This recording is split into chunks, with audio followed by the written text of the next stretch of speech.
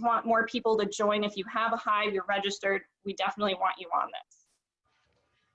All right, so I do education for all ages. Now, this means that I do story hours, I work in schools and talk about mosquito life cycles, I talk to homeowners, all sorts of different groups are impacted by mosquitoes. And one of the most important things that I try and get across to people is how to effectively manage mosquitoes in an environmentally friendly way.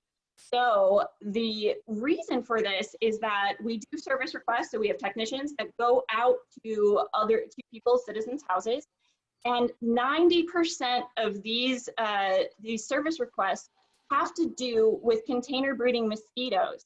These are mosquitoes that are in containers just around your house. It's not something that mosquito control can take care of very well because it's on people's property. And it's something that a lot of different citizens take to using different mosquito services or spraying their yard, or they want to use a spray system, things like that, when actually the very most effective way to take care of these very mosquitoes is to just dump out your standing water. So education is one of our biggest key components of trying to make all of this work, is trying to talk to the public about how can you keep mosquitoes at bay. And the biggest thing is not using any kind of product really for the mosquitoes that we mostly see around people's yards. It's just dumping out that standing water. Now here's something where I'm gonna kind of enlist all of you, because in terms of your neighbors, maybe your neighbors are really good at this, maybe they aren't, but those same container breeding mosquitoes only travel about 3 houses away from each other and from where they're breeding. And so even if you're doing everything right, if your neighbor isn't, that means several people in the neighborhood will have mosquitoes. So when we come out to service requests, one of the things that we try and do is encourage everybody not to spray. That's not what our goal is. We come out and we actually show people where that standing water is. We encourage them to dump that out. And then we also sometimes will use something like BTI in terms of in bromeliads, because bromeliads will breed. And also we bring mosquito fish out because we do provide free mosquito fish. So education is important, and it kind of connects to you guys, because a lot of those homeowners, like I said, a lot of them want us to just come out and spray. A lot of people want to use those spray systems around their yard, and that's not the effective way to take care of the majority of the mosquitoes that we're seeing around people's homes. Really just dumping out standing water. All right. Next, let's talk a little bit about surveillance. So this piece of the puzzle is really important because I'm going to talk about integrated pest management, which is how we structure our entire program. Now, integrated pest management includes education, but one of the foundations is surveillance. We need to know exactly what mosquitoes we are looking at, what is around, because like I said, only 17 out of those 36 mosquito species are actually ones that we want to control. So there are mosquitoes that we have in the county that literally only bite leeches. We have some mosquitoes that only bite birds. These aren't ones that we're really looking to target because we're not worried about them vectoring diseases. They're not a nuisance. This isn't something that we're worried about. So one of the biggest things we need to do is know what kind of mosquitoes we have out there. That's the foundation of what we're doing. Even when somebody goes to a service request, they are looking at what kind of mosquitoes are there. So I have some pictures on the left-hand side. We have traps all the way through the county. We actually have an ungodly number of traps that are set multiple times a week. And then a certified mosquito identification specialist, which can be myself and 3 other people who are on our staff, goes through and actually identifies those mosquitoes and gives us an idea of what the populations in different areas look like and how many mosquitoes we have. Now, the other aspect of surveillance that is important is our sentinel chickens. And the sentinel chickens, you may have seen these coops before. We have 8 coops around the county. We have chickens there. Now, the importance of the chickens is that they are actually out there to see what kind of viruses are out there. So Triple E, West Nile, and St. Louis encephalitis are all viruses that are passed from mosquito to bird to mosquito. The way we figure out that we know that it's circulating within the county and is a concern for mosquito control is by having these chickens there, and we do a weekly blood draw on them and test for antibodies to those 3 different viruses. So if they come up positive, we then know that we need to do some targeted treatment on the mosquitoes that actually can pass those viruses in that area.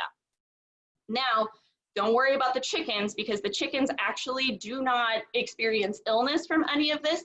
They do produce antibodies, so once they produce antibodies and they test positive, we do remove them, but then they retire out and live their happy chicken life. A lot of times they go to different farms and different places with people who want to take them in. So that is the idea behind surveillance. All right, so now that we have kind of a bedrock of, like, we know we do surveillance and we know we do education, I'm going to get into the section of mosquito control and what we do that probably relates the most to what you do, which is how do we treat mosquitoes? All right, so I alluded to this earlier. We use integrated pest management. Now, integrated pest management is a strategy that's going to involve multiple different control methods to keep a population, pest population at an acceptable level, minimizing risk for human health, beneficial organisms, and the environment. Now, let's break this down a little bit so it makes a lot more sense about what we're doing. So when I talk about integrating multiple control methods, that means I may use fish, which would be a biological control. You can modify habitat, such as dumping out containers, something that's going to remove that beneficial habitat to the mosquito, or keeping a ditch line clear so the water keeps moving, or even keeping some sort of pump running in your pool, because then the mosquitoes don't want to, they want stagnant water. They're not gonna want water that moves. So there's a couple of different methods. And then obviously another method that could be used would be something like adulticiding. So it doesn't just rely on one single method, and it certainly doesn't rely on using only products that you apply. So the second part of this that I really want to talk about is this keeping a pest population at an acceptable level. One of the things that can be kind of misunderstood about mosquito control is that they think we're out here to get rid of all mosquitoes. Obviously, that is not the case in terms of there are some species that we don't even target, but on top of that, we're never looking to eradicate mosquitoes or get rid of all of the mosquitoes. We live in Florida. At some point, you know, it is unfortunately one of the things we deal with is our wonderful little pesky friends, the mosquitoes. So the goal is never to completely get rid of mosquitoes. It's not realistic, and it's also not something we're even striving for. But then the important part about all of this is that we're trying to do this in a way that's going to minimize risk. Okay, so an important part about what we're talking about is the mosquito life cycle. So every mosquito obviously has to start its life cycle in the water. So those eggs may be laid in the water directly, or they may be laid in something like a marsh that will flood seasonally. Either way, they don't get started and hatch out until they're larvae. Now, between those stages of egg and larvae, that is the point where we can most effectively and environmentally friendly control mosquitoes. Because number one, they're concentrated in the water instead of being everywhere in the environment and in the air. They're sitting there in the water. And we also have a lot more targeted and environmentally friendly ways to control them at that point. Next is pupa, which is still in the water. But one of the challenges with that is a lot of the things that we do to try and control the larvae involve something that they're maybe feeding on, like BTI.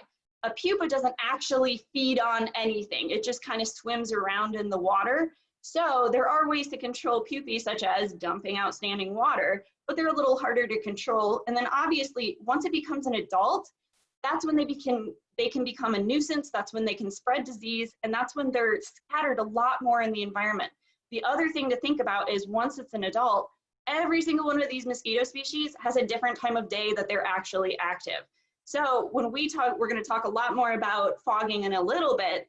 Fogging is really only effective for a few different mosquito species. So it's not something that is a go-to. It's not something that we want to use as more than just a targeted approach to certain mosquitoes during certain times. So let's talk. This kind of goes over what I was just saying, is that controlling them before they become an adult is what we are trying to do. Because obviously when they're an adult, they're gonna spread disease, they're gonna be a nuisance, and we have far fewer options that are environmentally friendly. So this is a very big part of our program, is that we focus on the larvae. So let's talk about the steps that we use to treat mosquitoes. Obviously, when we're already starting with that surveillance. Everything we do is guided by surveillance. So that means we already know from traps, we already know from our sentinel chickens, and we also know from our technicians that go out to permanent breeding sites and check for larvae that are breeding. And when they do landing rate counts, which means that they actually just put themselves out in a cloud of mosquitoes and try and see how many mosquitoes are going to bite them in a minute and what kind they are. So we're already starting with that kind of information. The first step is, can we get rid of the breeding habitat or modify it so that mosquitoes won't breed? This is where I want you to think about dumping standing water, fixing pool pumps, adding mosquito fish. And these are all incredibly environmentally friendly ways to kind of tackle the mosquito issue. The next step we might take, if those things are exhausted, those methods are exhausted, is to try and use larvicide to treat breeding.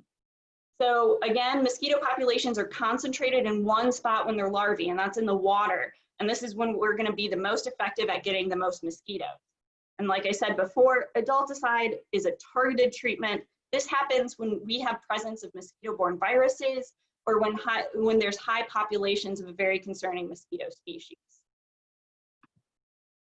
Okay, so let's talk a little more about larviciding. Now, I feel like this part is also going to be very informative for you guys. Maybe you might already know this information from my colleagues who have spoken in the past, but I figured I would definitely reiterate this information about what do we actually use.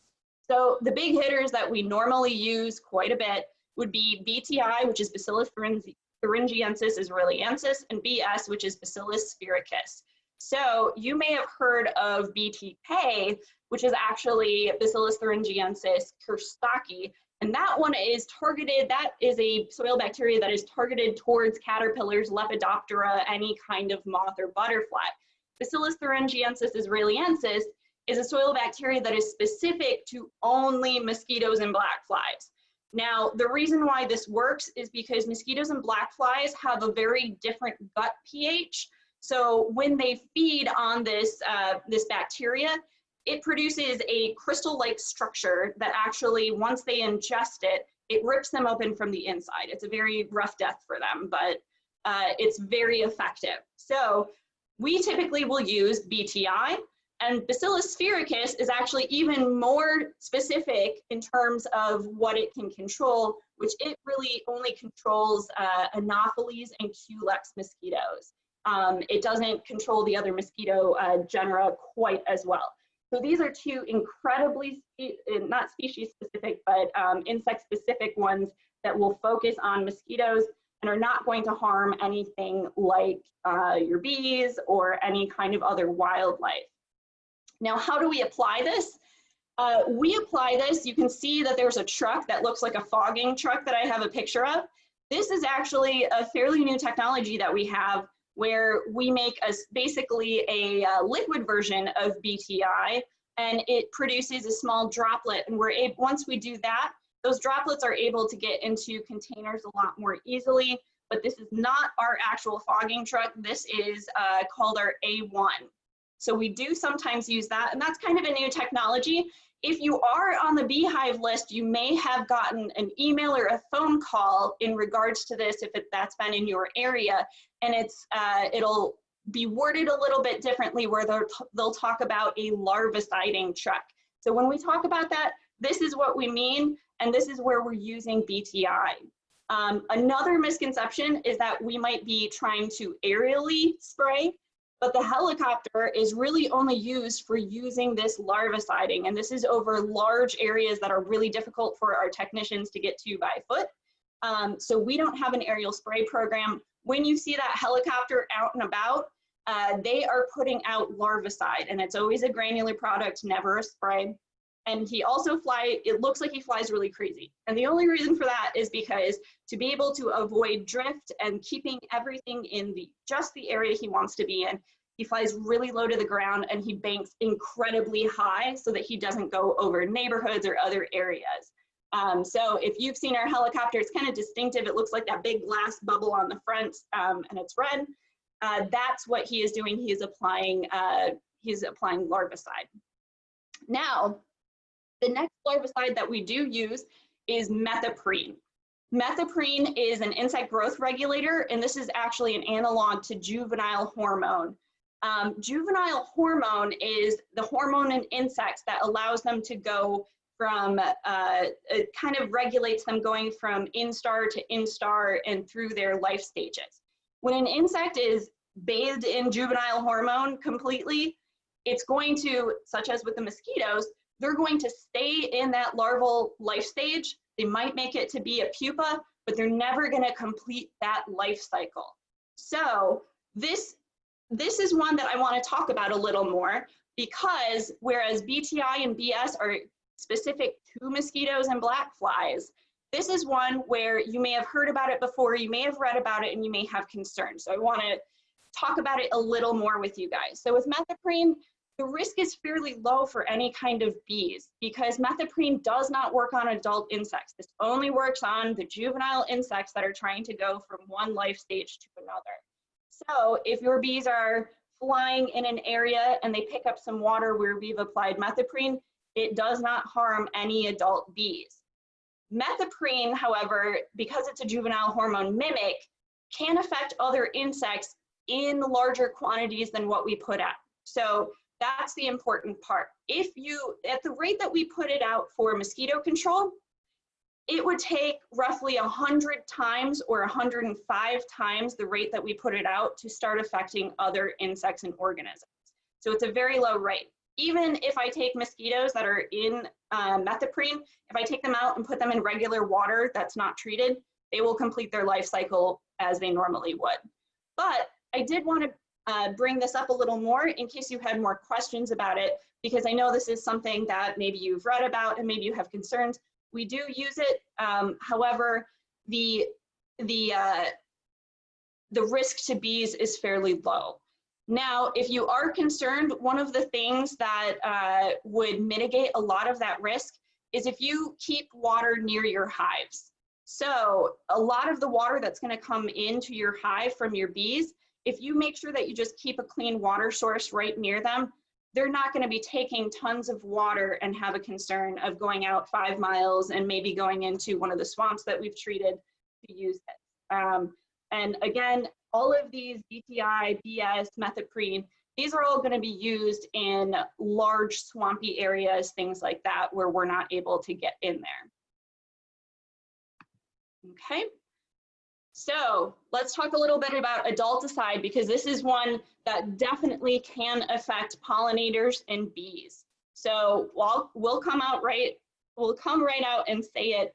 I don't want to sugarcoat it. Adulticides are not safe for bees. So if your bees are out and we were fogging at the same time, once it contacts the bees, it would kill them.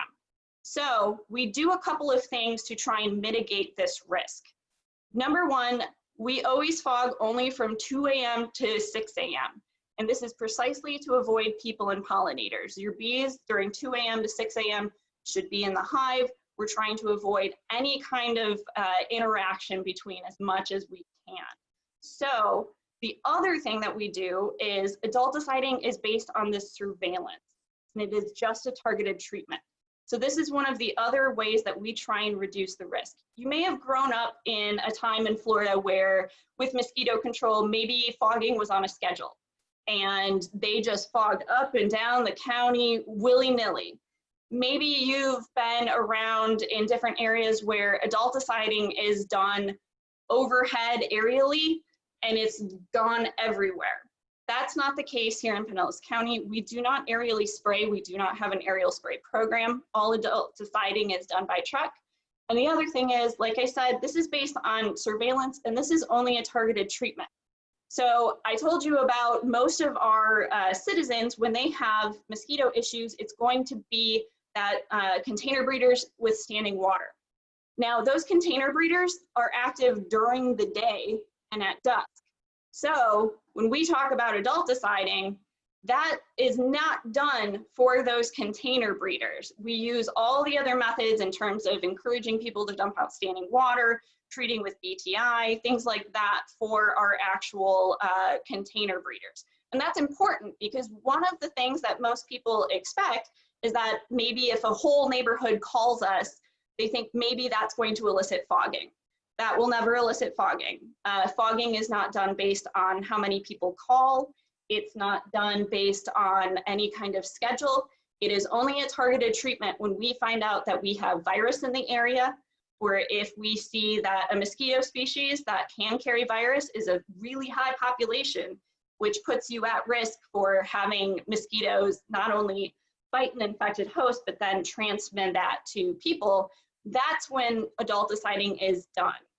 Now, so I talked about how it's targeted and how we try and do this between 2 a.m. and 6 a.m. What else can we do for beekeepers? So this is where that beehive list comes into play. I have our number up there. That is our direct line to mosquito control. What does this list actually mean? It means we're gonna call or email you. You can actually do either one prior to fogging in your area. It also means that if vegetation management is going to use herbicide less than 500 feet from your hives, we will also call you during that, with that as well. If there is no virus activity, we will actually give a 100-foot buffer in every direction. And a good way to think about what this means, it means that the fogging truck will be turned off, not the truck itself, but the machine will be turned off roughly a house before your house, and then not turned on until a house after your house. So we try and give you a pretty wide buffer of where we're stopping the spray. When there is virus activity, that is the one caveat. If there's virus activity, we're obviously still gonna call you beforehand, but with virus activity, we do need to keep the fogging truck running. What do you need to do to be on this list? Your hive does need to be registered with FDACS. And then after that, just call our main line and we'll set it up with a technician to come inspect your yard for any kind of mosquito issues, because then as long as we know that you know where all of your mosquito issues are and you're going to be able to take care of them, no further action is needed, and you will just get calls anytime that this criteria is met. So if we're going to fog your area, or if possibly vegetation management will be using herbicide within 500 feet. So that is one of, we know that adult deciding can be a really scary thing, and it's something that is certainly not our first method of treatment. It's not our second method of treatment. It's really a last method of treatment when we really need to knock down adult populations. So this is the best way that we have found that we can hopefully partner with you guys to make sure that you're aware, and if you want to do anything prior to fogging, this is how we're able to give you that chance.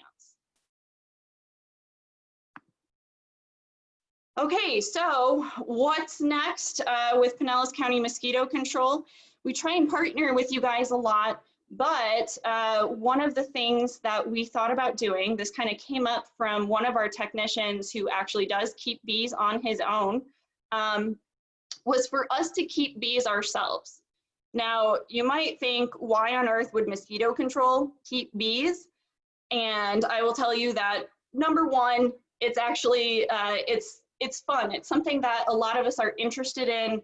We love bees. A lot of us love insects in general. And so this is something that I think a lot of people are very excited about.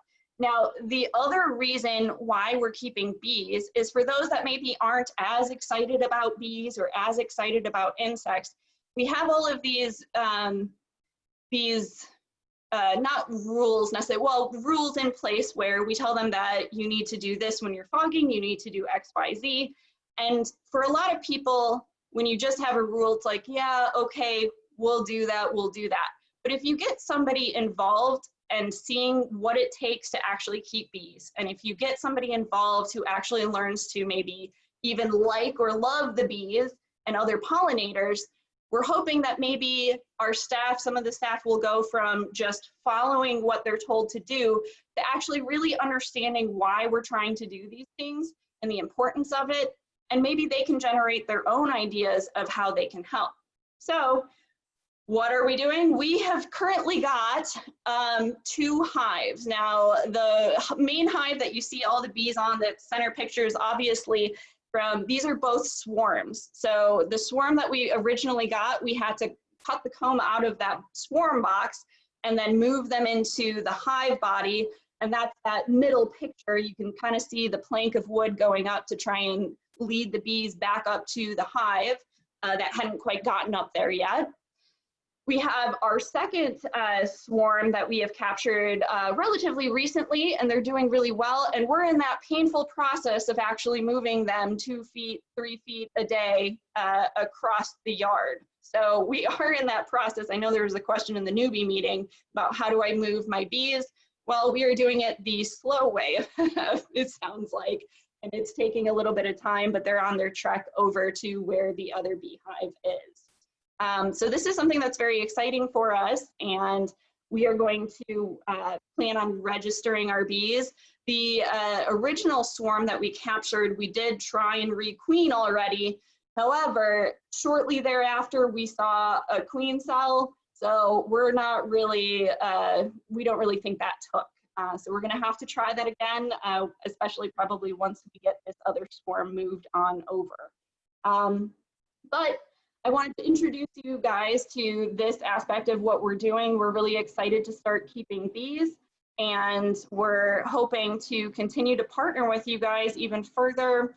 We're obviously going to have to ask questions. We have our technician who is a beekeeper, but I'm certainly new, and so are some of my other colleagues who are working on this. In conjunction with that, I kind of mentioned that we're starting to revamp our vegetation around the facility to try and be more beneficial for pollinators. So we actually have these 3 boxes. This is where it started. We started creating these 3 boxes with various plants. So we've got porterweed in there, we've got salvia in there, we've got bee balm, dune sunflower, rosenweed, aster, Pixie coreopsis. So we've got several different kinds of plants that we have started to plant in here, and we are definitely getting some bee action, as you can see from some of these photos, or maybe not because they are kind of small. We did see an orchid bee, a green orchid bee, and we have multiple, we've had sweat bees. Of course, our own honeybees have visited these as well. And this is kind of started exploding into, we've actually started removing the vegetation around our building and replacing it with even more native vegetation. So we've got gaillardia up there, scorpion tail, necklace pod, firebush, lots of different things that aren't necessarily geared solely towards bees, but also towards other wildlife, beautyberry, things like that. And we're planning on also trying to plant our ditch line. So this has been a really fun turn that we've started taking, trying to add to the vegetation around our building to try and change this. So that's kind of where we've started heading with some of our really new motives right now. We really want to try and plant more pollinator plants around our own facility. We're excited to start keeping bees and hopefully eliciting the same love of bees that I know you guys all have in our staff as well. With that, if you have any questions, please feel free to contact me. Again, my name is Alissa Berro. My email is up there. It's amberro@pinellascounty.org. And my direct phone number into my office is 727-464-7767. With that, let's see.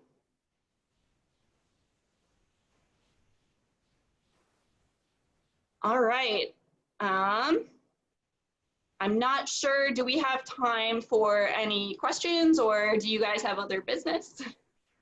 No, we have some time if you want to go ahead with. Okay. All right, well, if you have any questions, please let me know.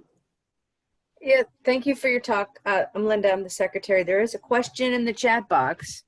How do you feel about the decision to release genetically modified mosquitoes in the Keys? Well, that's an interesting one. It's a way that I know a lot of places are looking to figure out more tools in the toolbox. So when we talk about genetically modified mosquitoes, a lot of the research does point to it being very safe and very effective. And the way that they're doing this is that these mosquitoes, they're releasing the males, and so you're not releasing any females, but these males are going to go out and actually drop the population. I'm not super, I need to look more into how that's done. In general, I like the idea of having options that don't include using more chemicals or products. Any way that we can find that kind of expands our toolbox without it focusing on having to use especially some sort of adulticide or something like that is always welcome. However, I think the GMO mosquitoes are still in a stage where we're really looking at what are the risks with that. And I think that's one of the things with the Keys that I'll be looking into is how does this go? Because it's actually just an experimental use permit. It's not something that can be released everywhere in Florida or anywhere else except for the specific areas that it's permitted to.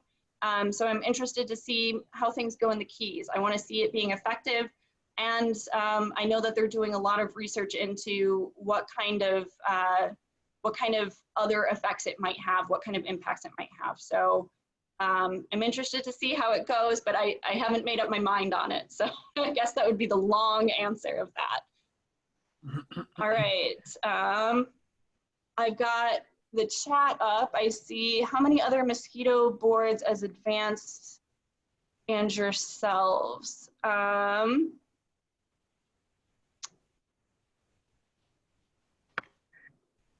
Alissa, as yourselves, not and. As ourselves. So basically, what other mosquito districts do the kind of stuff that we do? You know, that's hard to say. I think a lot of mosquito districts are starting to come around with a lot more of education. But in terms of pairing with beekeepers, I'm not sure how many other districts actually actively reach out to beekeepers and try and talk with their beekeeping association to try and work with you guys. So from that, I'm not actually sure. I would love to see all of our districts do the kind of stuff and even share ideas with how we can do this even better. But that I don't know. I haven't really heard of other mosquito districts connecting with their beekeeping groups. And then I see, what are your thoughts on Dynatraps? The Dynatraps, any kind of trap like that, I wouldn't say it's incredibly effective in terms of for mosquito control to do over a large area. So the Dynatraps, I wouldn't say is something that we would personally try and employ as Pinellas County.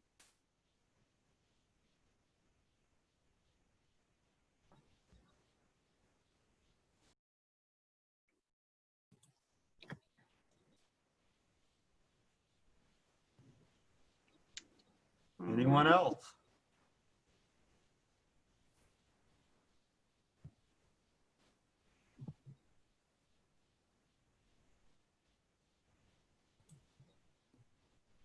Okay, I see, do Dynatraps harm bees? That I don't actually know. I haven't heard anything about them harming bees, but I can look into that and try and provide that information that can be given out to you guys. Like I can get back in touch. I see, do you have a favorite bug? And I definitely have a favorite bug. I actually really like membracids, which are tree hoppers. They have really cool behavior. So they actually the mothers actually defend their young. And the way they do that is they kind of communicate while they're on branches by kind of like stomping on the branch to create these reverberations that they can feel to kind of message to each other. And when a predator or something comes to try and attack the immatures, the mother will actually kind of like buck at it and try and defend her young. So I always think that that's such a cool behavior for them. And they also look really cool. So if you've ever looked at tree hoppers, there's some in Florida that are essentially rainbow colored. So they're also beautiful. They're very cool. What were the types of native plants you are planting for pollinators? Could you please name some of those again? Absolutely. So in terms of the natives, we did use spotted bee balm in there. We have starry rosenweed. We have a native aster in there as well. Dune sunflower, blue curls. We have tropical salvia.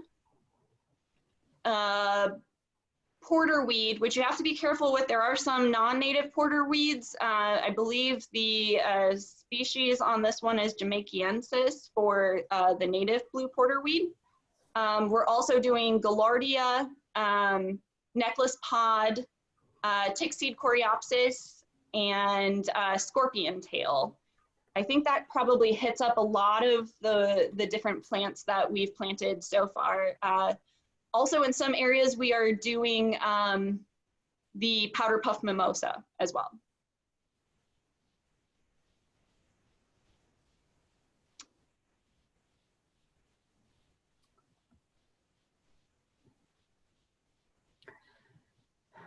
Well, that's a big list. Yeah. It's definitely a big list. It's definitely beautified the area, and it's just really cool to see all the different kinds of bees. I wish those pictures kind of, you could see the bees better in that, but we've gotten a lot of native bees in there, plus we have our honeybees getting in the mix. So it's been really cool to see. Now, with that big a diversity, do you get quite a few different blooms for quite a few months, more so than just a month or two? Yeah, absolutely. So the way we planned it, because I had kind of read up on the fact that this kind of time period, you're going to start seeing a dearth of blooms. I really tried to include plants in there that were going to bloom spanning the end of summer into the early fall. And so that's the kind of bloom time. Although some of those plants in there, I can't remember which ones offhand, but some of those plants in there will bloom year round. They'll just kind of periodically bloom, but I did focus on things that are gonna bloom during that late summer, early fall time period. Okay, has anybody else got anything else they want to I add? got one more thing. Can I say something?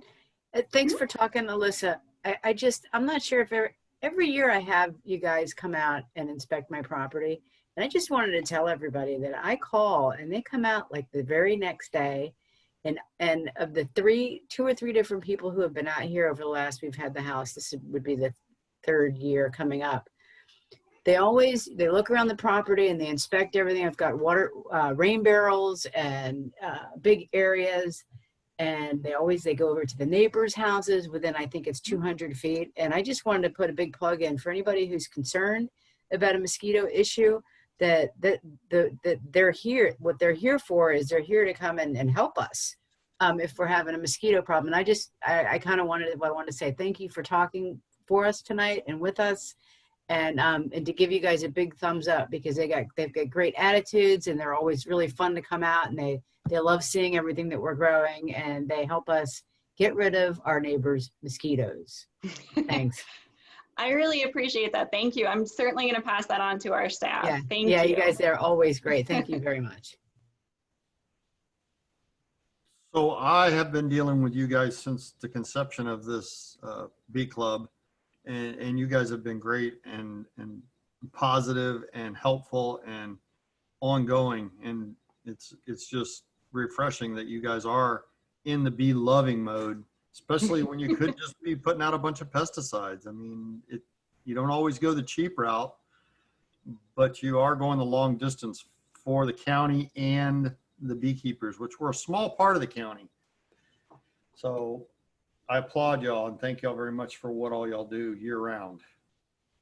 Thank you. Again, I really appreciate that. I'm going to pass that on to our staff because I know I'm relatively new, but I know a lot of my colleagues that you've seen in the past have been in this for the long haul and have really shaped a lot of this partnership in the program. And I came in and thought it was wonderful. So. And we have a Facebook link. If you guys have any questions about your bees, or either get on it or give us a call on or just email us, and we'll get you the right information, or we'll get you going in the right direction. Anything we can do to help you guys. That would be great. I really appreciate it because, yeah, I'm so thankful that we have the technician who's done beekeeping, but even he will admit that he still has stuff to learn, and the rest of us helping obviously still have a lot to learn too. So we're excited to continue learning about bees and growing our love for them. Okay. Well, thank you very much for speaking tonight, and we're looking forward to having you back probably next year and doing it again. Absolutely. Thank you. Thank you. Okay. Yeah. So, want to get this wrapped up. We are going to have a bee day in the yard out here on Saturday. So if you can come, go ahead and get signed up. There is some open positions. Like I said, if there is 9 positions filled up and there's 2 of you to come, please go ahead and sign up and come on. A lot of times we'll have someone fizzle out due to whatever going on, or just senility and forget. So don't miss a day when you could come out and actually hopefully learn something that'll be productive for you. Dress properly, long sleeves, preferably long pants. Closed-toed shoes. We have veils. We have gloves. We will light a smoker up. We will open hives. We will hand you frames. This is not a stand back and hide in the corner wallflower. This is a fan participation. So you will learn. You will learn hands-on.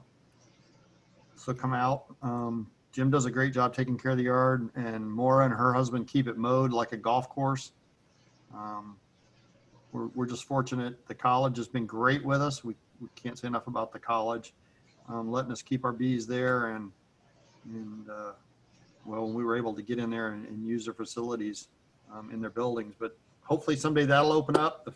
Hopefully the first of the year will be a new year. We can get a bunch of things going on and make this club a bigger and better club. It's come a long way in 4 or 5 years, and we still probably got some growing to do. So be a part of it. If you haven't joined, jump on in and join. In a couple months, we're going to have our vote in an election, and then we'll be rolling right into the new year. We haven't really discussed our Christmas party. I'm not sure we'll have one this year. We've had one every year. We've had some really great fun at our Christmas parties.